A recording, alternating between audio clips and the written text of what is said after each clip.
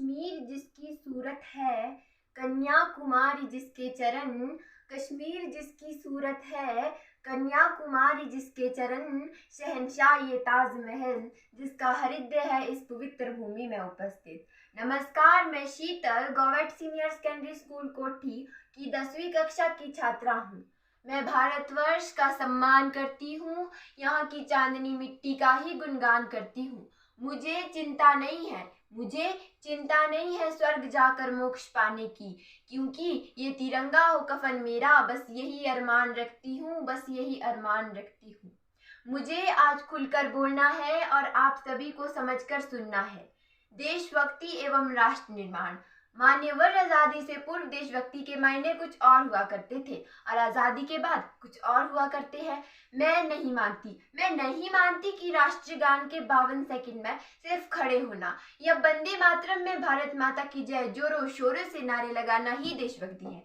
नहीं, क्योंकि ये वो सदी है जहाँ स्वार्थ की भावना में रचित लोग मुझे नजर आते हैं, और ये वो सदी है जहाँ नीति, नियम, नैतिकता जैसे मूल्य कड़ियों के भाव बेचते हुए लोग मुझे नजर आते हैं, और ये वो सदी है जहाँ सत्य, अहिंसा, सदाचार, सादगी जैसे स्नेह आदर्शों की धज्जियां उड़ाते हुए लोग मुझे नजर आते हैं। जिस घर में 2 सगे भाई भी शांति, अमर और चैन के साथ बड़ी मुश्किल के साथ जीते नजर आते हैं, और जिस देश के युवा फेसबुक, व्हाट्सएप और जैसे सोशल नेटवर्क साइट के माध्यम से चैटिंग, डेटिंग और सेटिंग के मायाजाल में फंसे नजर आते हैं।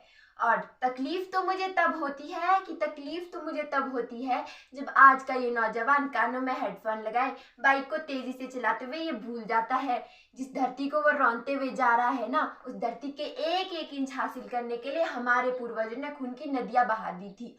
और तकलीफ तो मुझे तब होती है जब आज का ये नौजवान, जिसके कंधों में जिम्मेदारी थी राष्ट्र निर्माण की और समाज की इच्छाओं को जोड़कर रखने की, वही आज पबजी की गेम में डूबा और शराब में भीगा नजर आता है। इन विपरीत परिस्थितियों में हमारे देश का राष्ट्र निर्माण हमारे लिए बहुत बड़ी चुनौती बन गया है। हमारे देश का राष्ट्र निर्माण तब संभव होगा जब परीक्षाओं में पेपर लीक नहीं होंगे।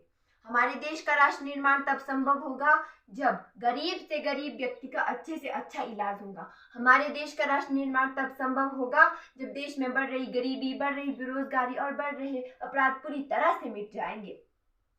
हम अपनी देशभक्ति के कारण राष्ट्र निर्माण के लिए बहुत कुछ कर सकते हैं।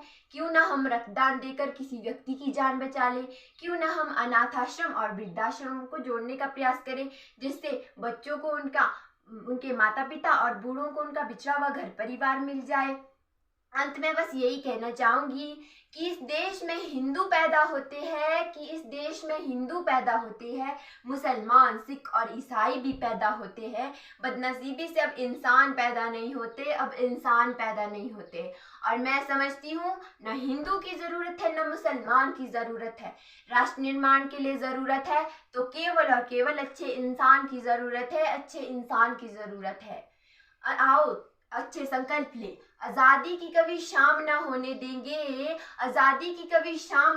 देंगे, शहीदों की कुर्बानी बदनाम ना होने देंगे। बची है एक बूंद भी अगर गरम लहू की, तब तक भारत माँ का चरण नीलाम नहीं होने देंगे। मेरी वाणी पे सोचिएगा जरूर। धन्यवाद। जय हिंद, जय भारत।